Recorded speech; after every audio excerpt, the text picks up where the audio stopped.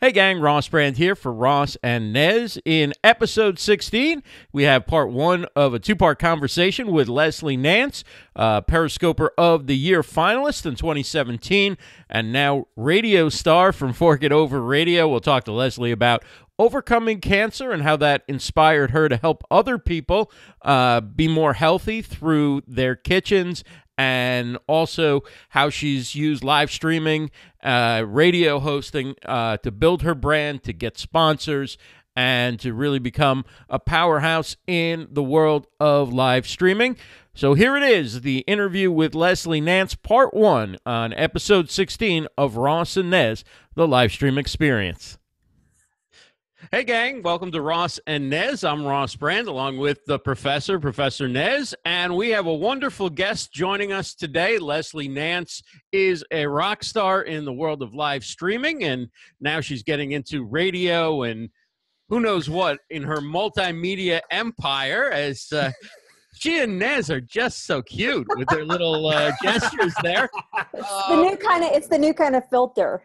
Yes. Yeah, I think this is going to be a wild interview. Who knows where we're going to go with it? But let's start out for those that may not know Leslie. If you can give an introduction to your background. Sorry to we might bring it down for a second, but give us your background, because it really is the basis of everything you've gone on to do in media and live streaming and radio and your business.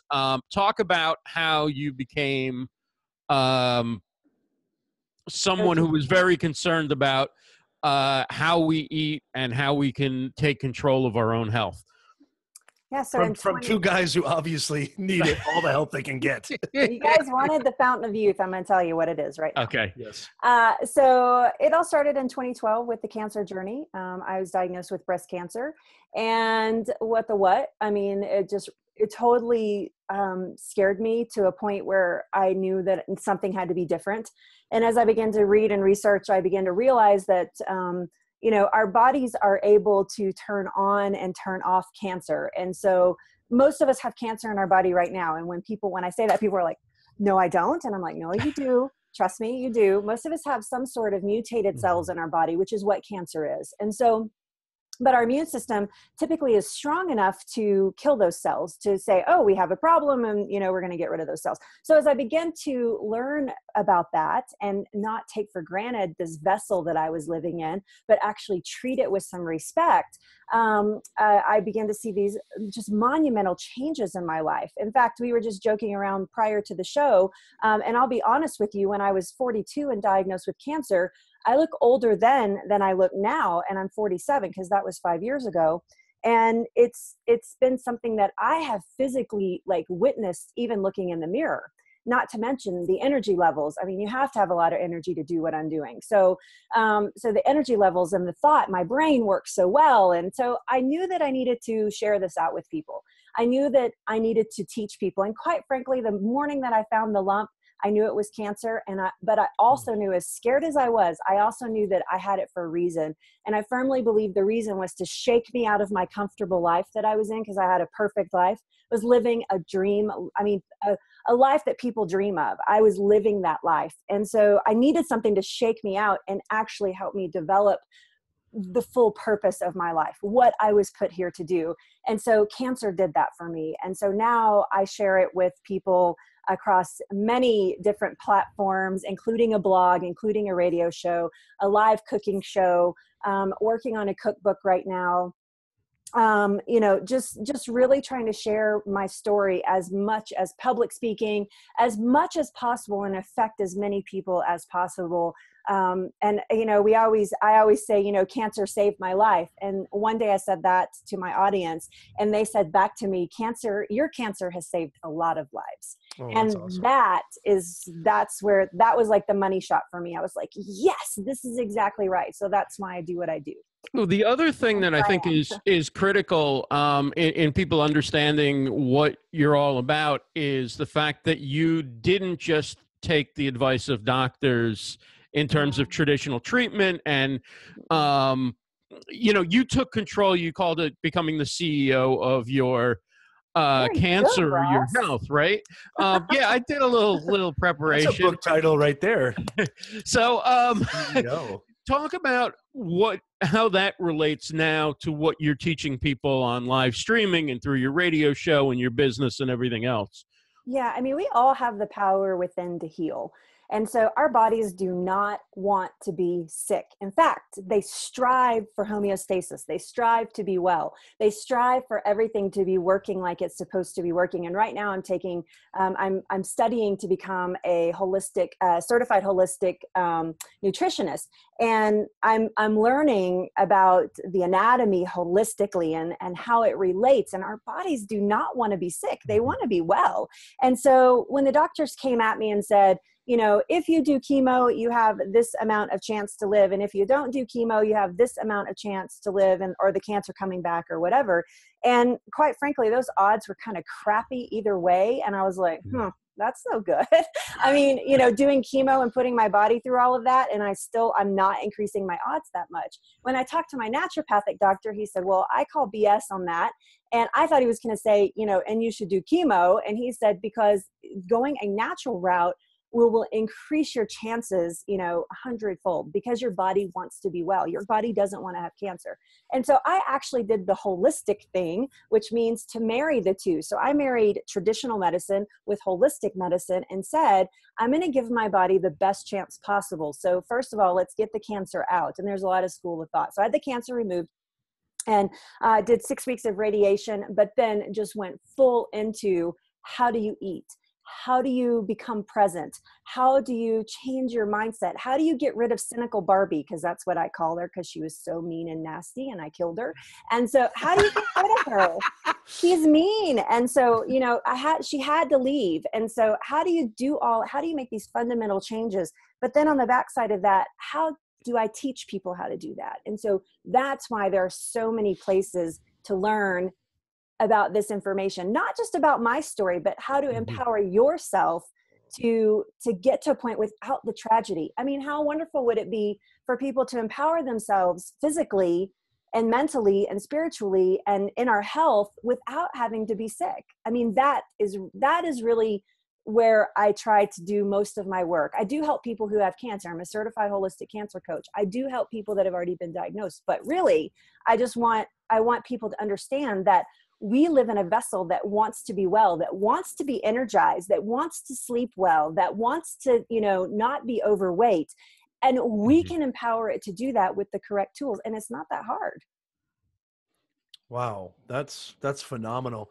And can I ask you something, Leslie? Because I think that, first of all, your story is beautiful and it's very inspiring. And what I think that's the greatest feeling on earth is when you hear people say, like, boy, you've inspired me. You know, I've been a writing professor before I was a digital entrepreneur, and, you know, I was a business person before I went into the public sector. But hearing from people that, you know, your content, your live stream, your class, it actually made a difference. I mean, there really is no other way. What Ross is like, oh, here comes the mush meter. The mush meter is going high here. Oh my God. If you ever saw Leslie in person speak, and I've been fortunate to see her speak 3 times in person, and there's like not a dry eye in the house, but you would be crying. Nez would be crying like a 4-year-old. They'd have to like escort him out. They'd have to call your parents to come get you. You let him run around in here on his own. I'm a very sensitive man. Yes.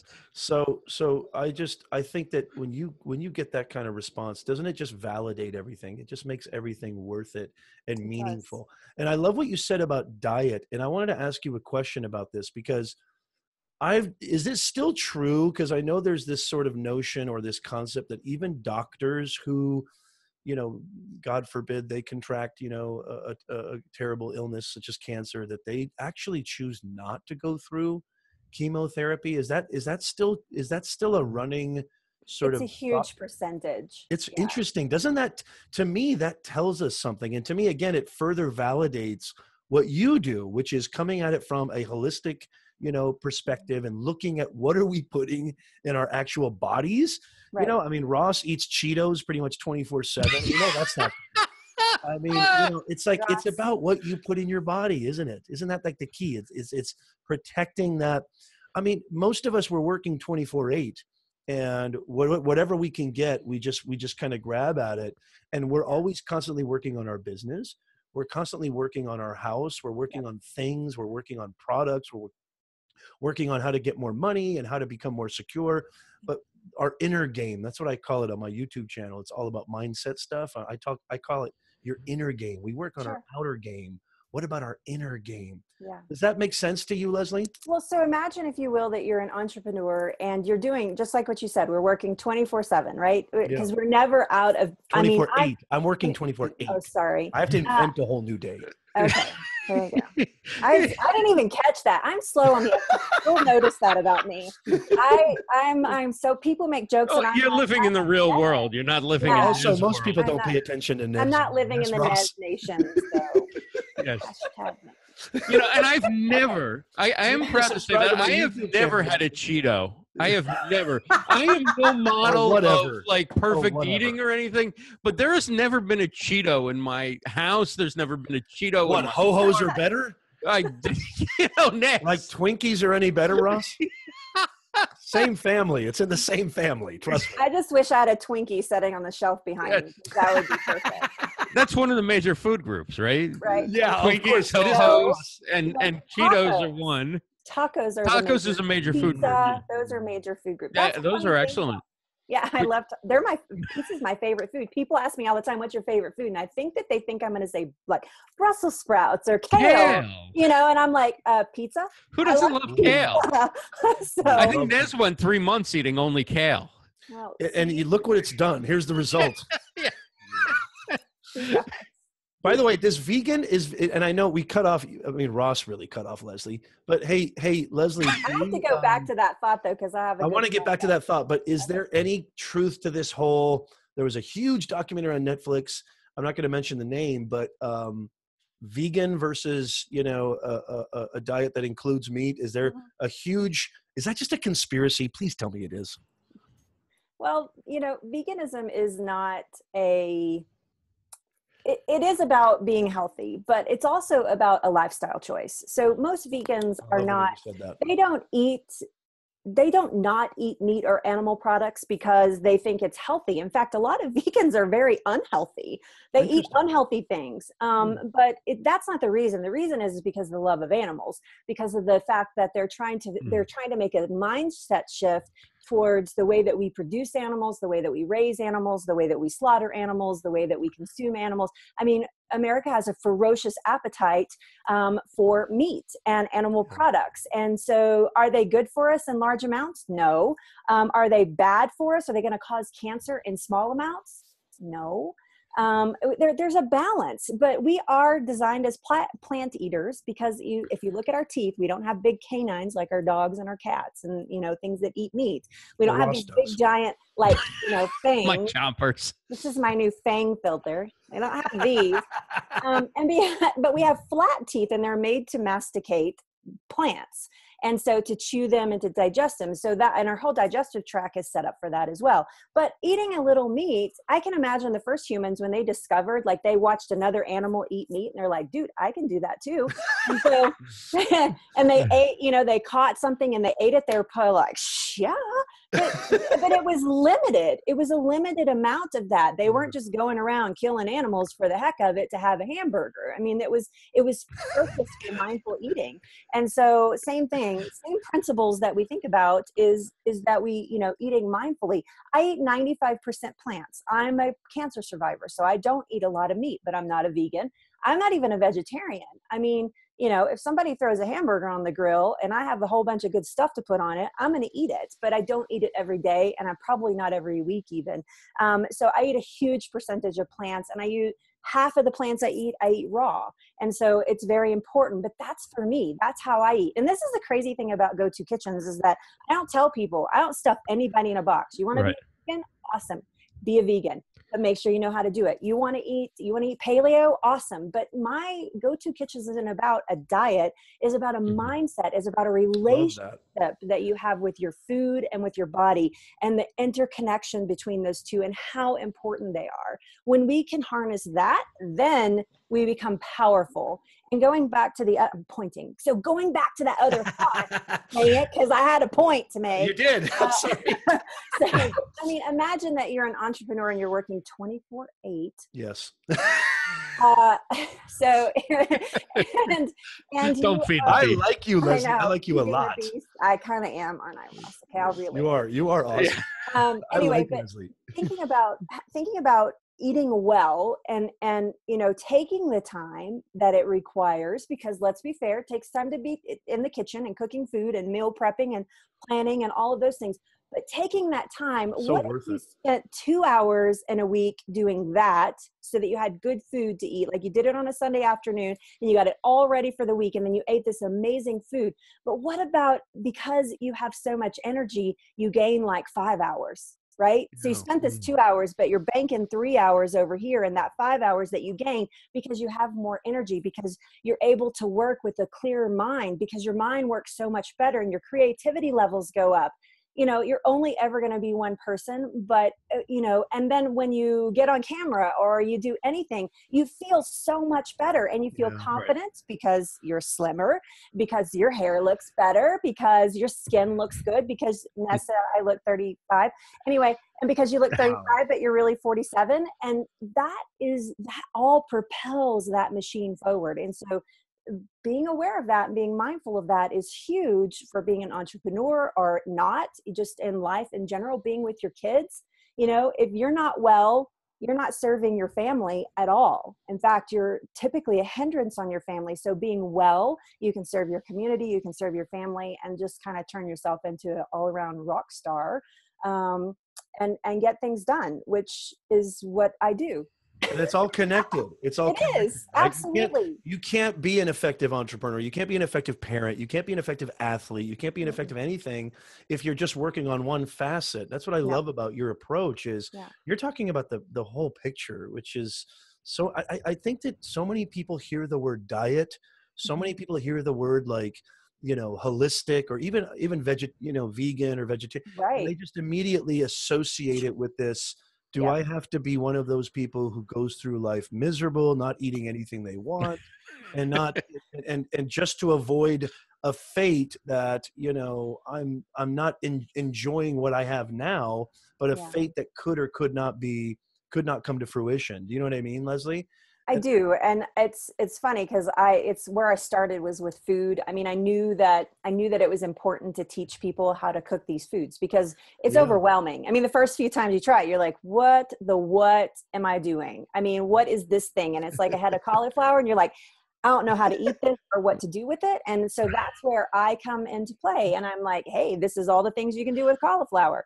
And I mean, I had a whole week on cauliflower in my live stream show. I mean, so come on. You might have to explain what a cauliflower is to Ross. I don't think you've ever seen it. Ross, it has green It's a leaves. cruciferous vegetable. Oh, see? Nance. Oh, yeah.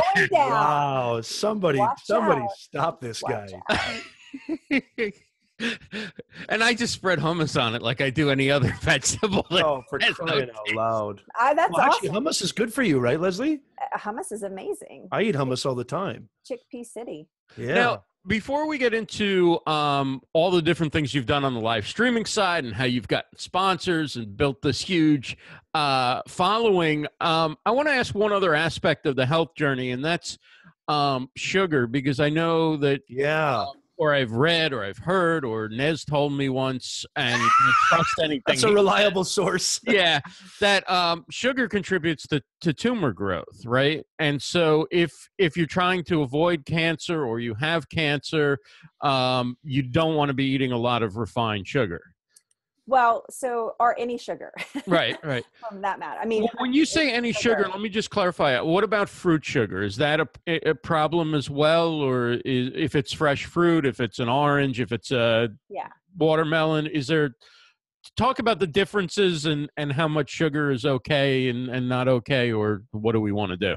Let me just briefly say that every Okay. cell in your body, you have billions, right? Mhm. Every cell, you have like 3 billion in your big toe. So every cell in your body requires sugar, requires glucose. Okay. Mhm. If it doesn't have glucose, it will die or it will mutate. And so there's a healthy balance in there, right? So you don't Right. want it to, you don't want to not have the glucose, because then it's like something's going to go wrong as well. And so depriving yourself totally of sugar is not healthy.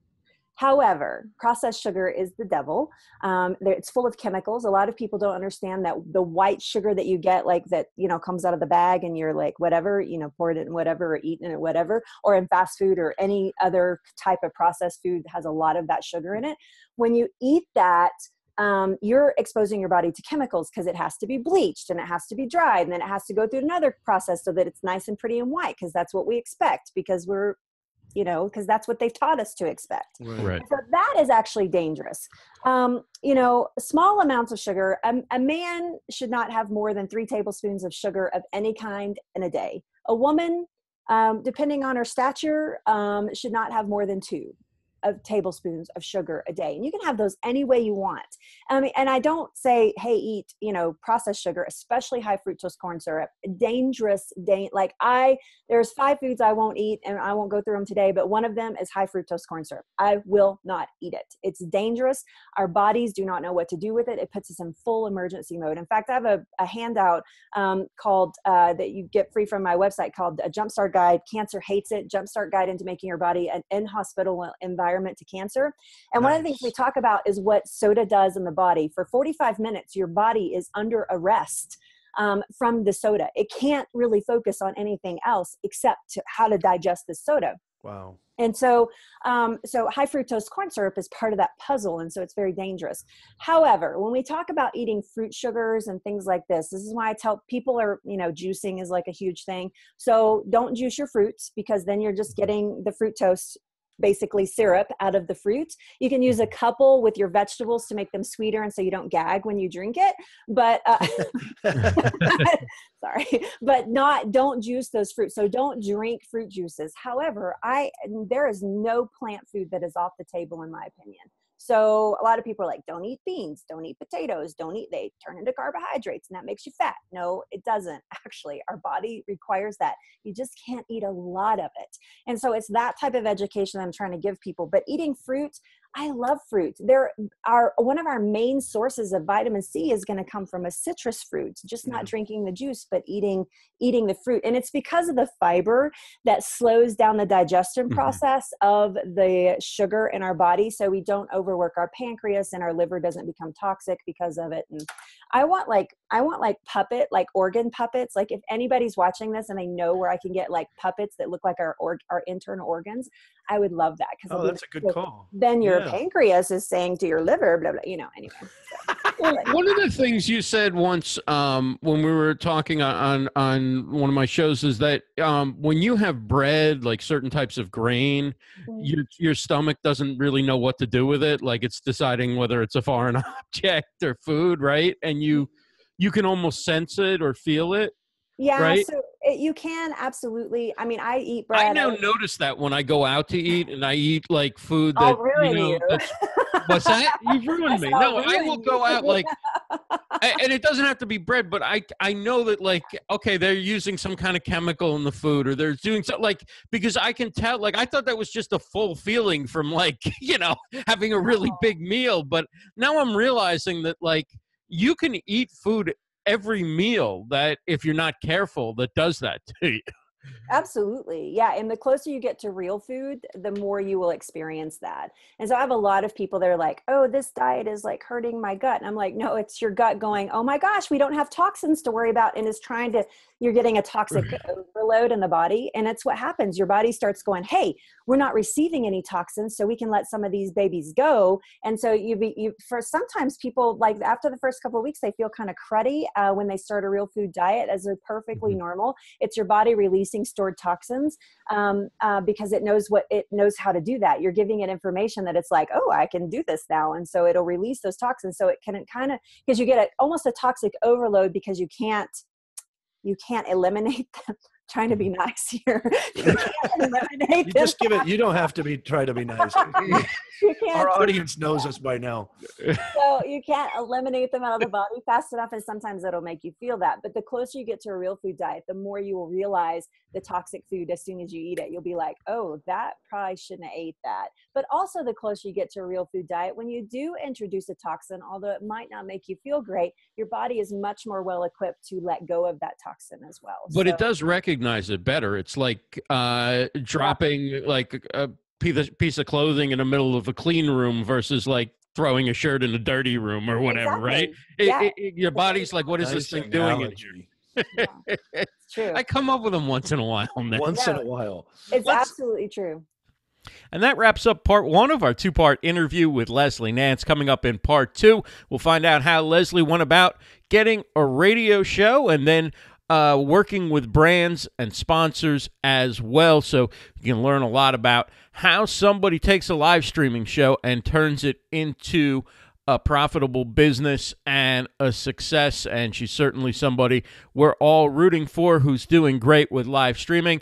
We'll be back with more with Leslie Nance on the next episode of Ross and Nez